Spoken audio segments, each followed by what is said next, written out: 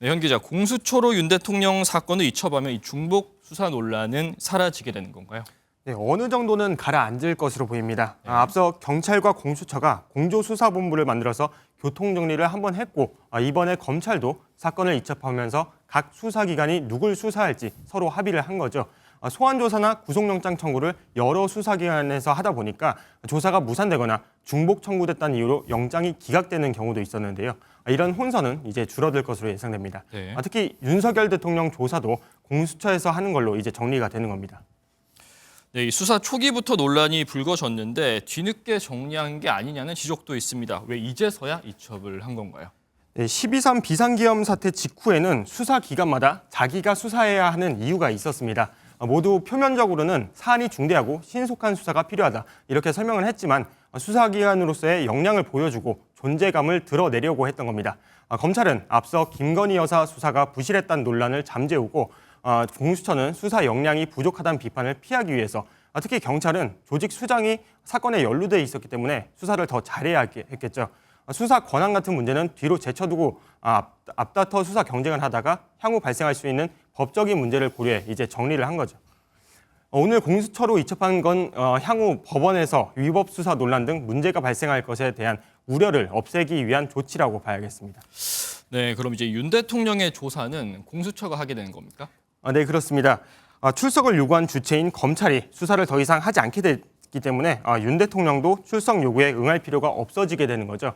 공수처가 검찰로부터 사건을 이첩받은 뒤 곧 2차 소환 통보를 준비할 걸로 보입니다. 네, 그런데 그동안 이 공수처의 수사 인력 부족 문제가 계속해서 제기돼 왔습니다. 이 수사가 제대로 진행이 될 수 있을까요? 네, 공수처는 일단 모든 수사 인력을 이번 사건에 집중하겠다 이런 입장을 밝힌 상태입니다. 공조본에 참여하고 있는 경찰과도 적극적으로 수사를 함께할 것으로 보이는데요. 다만 윤 대통령 조사를 경찰도 할 수 있을지는 논란이 될 수도 있겠습니다. 사건을 이첩받는 건 공수처지 경찰이 아니기 때문에 아마도 공수처가 경찰로부터 파견을 받아서 조사에 참여하는 형태가 되지 않을까 예상됩니다. 네, 그럼 수사가 끝나고 공수처가 윤 대통령을 기소까지 하게 되는 겁니까? 그건 아닙니다. 공수처는 기소 권한이 없어서 다시 검찰로 사건을 넘기고 최종적으로는 검찰이 윤 대통령을 기소하게 됩니다. 검찰도 마지막에 사건을 다시 넘겨받아야 하기 때문에 관련 사건에 대한 수사는 계속해야 한다 이렇게 설명을 하기도 했는데요.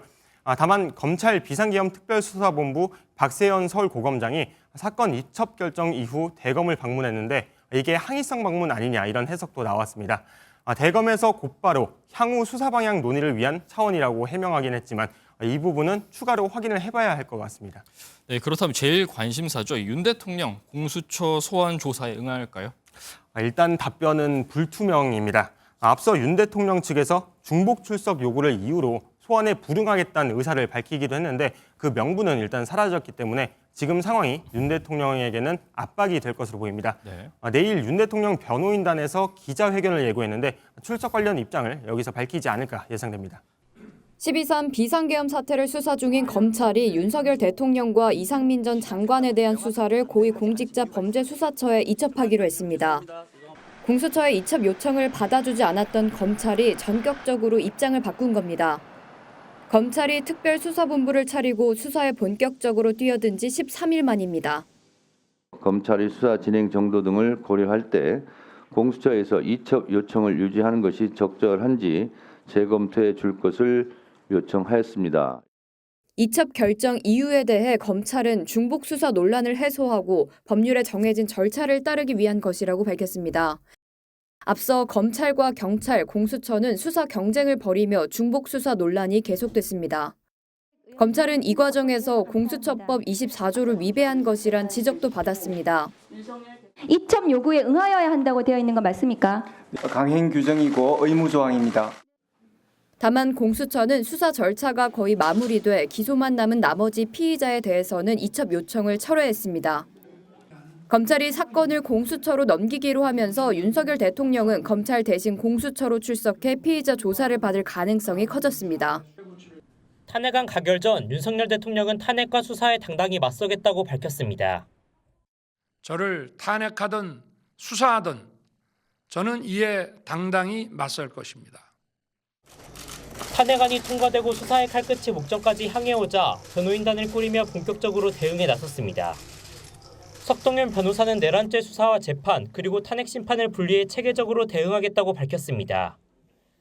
일단 수사부부는 김홍일 전 방송통신위원장이, 공보 역할은 윤곽근 전 대구고검장이 맡고 변호인 추가 보강도 있을 것이라고 설명했습니다. 석 변호사는 수사와 탄핵 심판이 동시에 진행되는 상황을 조정해보겠다는 뜻도 내비쳤습니다. 탄핵 심판 청구와 같은 사유로 형사소송이 진행될 때 탄핵 심판 절차를 정지할 수 있다는 법에 따라 일단 심판을 멈춰달라고 요구할 가능성도 점쳐집니다. 중복 수사를 막기 위한 조정도 필요하다고 밝혔습니다. 검찰 특별수사본부와 경찰 공수처 등으로 이뤄진 공조수사본부가 각각 윤 대통령의 출석을 요구하고 있는 상황을 꼬집은 겁니다. 석 변호사는 법은 따르겠다면서도 이런 부분은 정리가 필요하다고 강조했습니다. 그러면서 공조수사본부가 내일 출석을 요구한 조사엔 나가지 않을 것이라고 밝혔습니다. 비상계엄 사태를 놓고 치열한 수사 경쟁을 벌여온 기관들이 결국 협의체를 꾸렸습니다. 경찰의 제안으로 경찰청 국수본과 공수처, 국방부가 힘을 합쳐 공조수사본부를 출범시킨 건데 검찰과 군검찰은 제외됐습니다. 공조수사본부는 각 기관의 강점을 살려 상호 유기적으로 협력하고 중복수사로 인한 혼선과 비효율 문제를 해소하겠다고 밝혔습니다. 이로써 향후 비상계엄 수사는 공조수사본부와 검찰 2파전으로 진행되는 양상입니다. 당초 협의체를 제안하기도 했었던 검찰은 사전에 연락을 받지 못했다며 당황한 기색입니다. 동시에 60여 명이던 기존 인력에서 검사 5명을 늘리는 등 80명 가까이로 확대시키며 자체 몸집 불리기에 나섰습니다. 다만 공조수사본부 측은 향후 공조할 기회가 있을 것이라며 검찰의 합류 가능성도 열어뒀습니다. 각 기관 실무진들은 오늘 처음으로 모여 공조 방안을 논의할 계획입니다. 검찰과 경찰 공수처가 조만간 수사 조율을 위한 협의체를 구성하기로 했습니다. 중복 수사로 인한 비효율과 혼란이 이어지자 의견을 모으기로 한 겁니다. 다만 협의체가 만들어지더라도 수사 경쟁으로 인한 혼란은 계속될 것으로 보입니다. 공수처가 김용현 전 국방부 장관에 대해 구속영장을 중복으로 청구한 게 대표적인 사례입니다. 공수처는 구속영장 기각에 대비한 것이라고 설명하지만 이미 검찰이 구속영장을 청구한 만큼 불필요한 중복 조치라는 지적이 나옵니다. 앞서 검찰과 경찰도 여인영 국군 방첩사령관, 박안수 계엄사령관 등의 동시에 출석을 요청하는 등 12.3 계엄선포 가담 핵심 인물 수사를 두고 소환 경쟁이 여전히 계속되고 있습니다.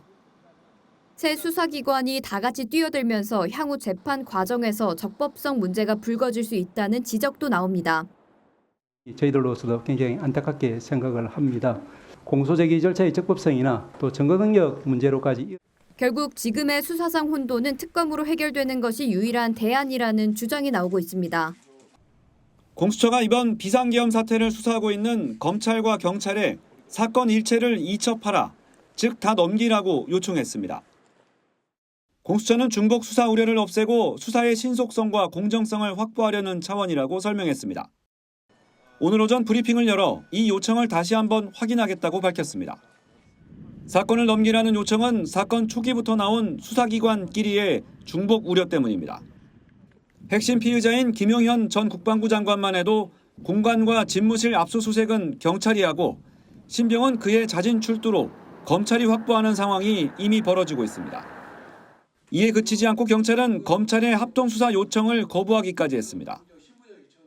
2021년 검경 수사권 조정으로 검찰은 부패 경제범죄만 수사할 수 있기 때문에 내란죄는 경찰만 수사할 수 있다는 이유에서입니다. 경찰 국가수사본부는 수사 준칙에 따라 필요한 사안은 서로 협의하면 될 일이라고 선을 그었습니다. 하지만 검찰은 내란죄가 직권남용죄와 밀접히 관련돼 있고 직권남용은 검찰이 직접 수사할 권한이 있기 때문에 문제없다며 경찰과 별개로 수사를 진행하고 있습니다. 공수처법은 중복 수사 사항이 있을 때 사건을 넘기라고 할 수 있고 해당 기관은 요청에 응하도록 규정하고 있습니다. 앞서 봤지만 검경이 경쟁적으로 동시다발적으로 수사를 하고 있어요. 현재 수사 진행 상황부터 한번 정리를 해보죠. 네, 이번 수사의 핵심 인물은 비상계엄을 윤석열 대통령에게 건의했고 또 비상계엄 발령 뒤에는 병력 동원을 지시했던 김용현 전 국방부 장관입니다. 일단 김 전 장관을 긴급 체포해서 신병과 그리고 휴대전화를 확보한 건 검찰입니다. 반면 김 전 장관의 자택과 공간을 압수수색해 압수물을 확보하고 김 전 장관이 교체하기 전에 휴대전화에 통신영장을 받은 건 경찰입니다. 그리고 이 둘에게 공수처는 수사를 넘기라고 한 상황입니다. 예, 그러면 검찰, 경찰, 공수처까지 지금 수사하겠다고 나섰는데 어디서 수사하는 게 맞습니까? 검찰, 경찰, 고위공직자범죄수사처 각각 내세우는 논리가 있습니다. 예. 일단 이 내란죄 혐의를 수사할 수 있다 이렇게 명시가 된 수사기관은 경찰뿐입니다. 이에 따라 경찰은 자신들이 수사해야 한다고 주장했고 앞선 리포트에서 보신 것처럼 민주당도 경찰이 수사하라고 촉구하고 있는 상황입니다. 그런데 검찰은 일단 김 전 장관을 체포까지 했어요. 검찰의 논리부터 한번 볼까요? 이 검찰 같은 경우에는 일단 직권남용죄를 직접 수사할 수 있다고 법에 명시가 돼 있습니다. 예. 여기에 검찰은 관련 범죄를 함께 수사할 수 있다는 지침을 제시하고 있는데요. 즉 윤석열 대통령과 김 전 장관 등의 직권남용죄를 수사하면서 관련 범죄인 내란죄 혐의도 함께 들여다볼 수 있다는 입장입니다. 예, 그러면 공수처는 어떤 논리를 내세우고 있습니까? 이 공수처 같은 경우에는 기본적인 논리는 검찰과 비슷합니다. 예. 이 공수처 역시 직권남용죄 혐의를 직접 수사할 수 있고 관련 범죄를 함께 수사할 수 있다. 이렇게 공수처법에 적혀 있습니다. 이 공수처법에는 중복되는 수사를 공수처가 이첩하라고 요청할 경우에는 검경이 이에 응하도록 명시하고 있습니다. 또 공수처 수사 대상에는 대통령이 명시돼 있기도 합니다. 그러면 우 기자, 검찰이나 경찰이 수사를 멈추고 공수처에 넘겨야 되는 거 아니에요? 이게 법은 그렇게 돼 있는데요. 실제로 이첩이 될지는 이게 알 수가 없습니다. 이 검찰과 경찰 모두 법리 검토를 해보겠다 이렇게만 밝히고 있을 뿐이지 이첩하겠습니다 이렇게 답은 하지 않고 있습니다. 예. 이게 공수처법을 보면요, 이 수사 진행 정도나 공정성 논란 등에 비추어 이런 조건이 달려 있는데 이 검경이 이 조건에 맞지 않다 이러면서 이첩을 거부할 가능성도 있는 겁니다. 이게 저희가 만약 이첩이 거부되면 어떻게 할지 물었더니 예. 공수처 관계자는 아직 예상하고 있지 않은 상황이다 이렇게 답했습니다.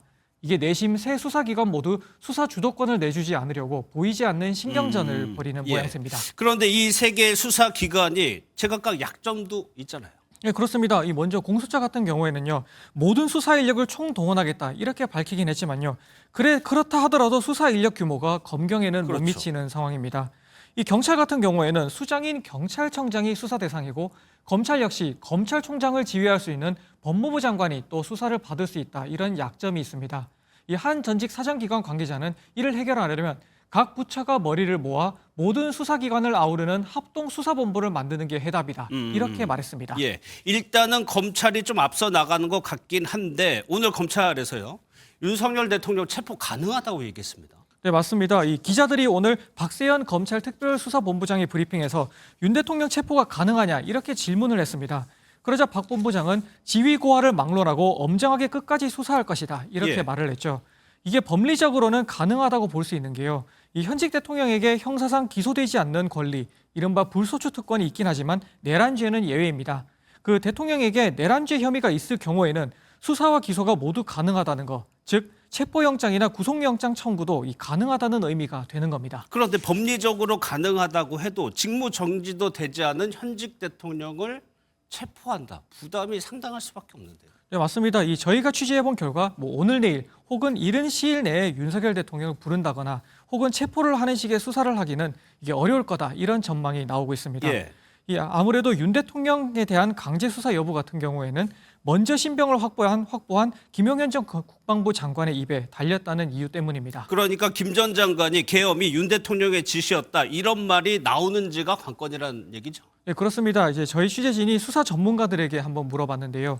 만약에 김 전 장관이요, 비상계엄 발령부터 국회 병력 개치 같은 행위들이 모두 대통령의 지시였다 이런 식으로 지목한다면은 수사팀 입장에서는 대통령 신병을 확보해야 할 명분이 강해질 수 있다 이렇게 보고 있습니다. 예. 반면에 김 전 장관이 모든 책임은 나에게 있다, 대통령의 책임은 없다 이런 식의 진술을 한다면요, 대통령까지 향하는 수사가 난관에 부딪힐 가능성이 있다는 전망이 나오고 있습니다. 예, 설령 김 전 장관이 지목한다고 하더라도 현직 대통령을 강제 수사하는 거 가능할까요? 이게 결국에는 정치 상황을 고려할 수밖에 없다, 이게 타이밍을 보지 않겠느냐 이런 전망도 나오고 있습니다. 이 박근혜 전 대통령 같은 경우에는 탄핵이 인용된 뒤 대통령직을 잃은 뒤에서야 구속영장 청구와 발부가 이뤄진 바가 있습니다. 예. 한 전직 차장검사는요, 하야 또는 탄핵의 시간을 지켜보며 기다리겠지만 수사팀이 만약 결심이 선다 이렇게 되면 빠르게 움직일 수도 있다 이렇게 말했습니다. 알겠습니다. 공수처가 이번 비상계엄 사태를 수사하고 있는 검찰과 경찰에 사건 일체를 이첩하라, 즉 다 넘기라고 요청했습니다. 공수처는 중복 수사 우려를 없애고 수사의 신속성과 공정성을 확보하려는 차원이라고 설명했습니다. 내일 오전 브리핑을 열어 이 요청을 다시 한번 확인하겠다고 밝혔습니다. 사건을 넘기라는 요청은 사건 초기부터 나온 수사기관끼리의 중복 우려 때문입니다. 핵심 피의자인 김용현 전 국방부 장관만 해도 공간과 집무실 압수수색은 경찰이 하고 신병은 그의 자진 출두로 검찰이 확보하는 상황이 이미 벌어지고 있습니다. 이에 그치지 않고 경찰은 검찰의 합동수사 요청을 거부하기까지 했습니다. 2021년 검경 수사권 조정으로 검찰은 부패 경제범죄만 수사할 수 있기 때문에 내란죄는 경찰만 수사할 수 있다는 이유에서입니다. 경찰 국가수사본부는 수사 준칙에 따라 필요한 사안은 서로 협의하면 될 일이라고 선을 그었습니다. 하지만 검찰은 내란죄가 직권남용죄와 밀접히 관련돼 있고 직권남용은 검찰이 직접 수사할 권한이 있기 때문에 문제없다며 경찰과 별개로 수사를 진행하고 있습니다. 공수처법은 중복 수사 사항이 있을 때 사건을 넘기라 할 수 있고 해당 기관은 요청에 응하도록 규정하고 있습니다.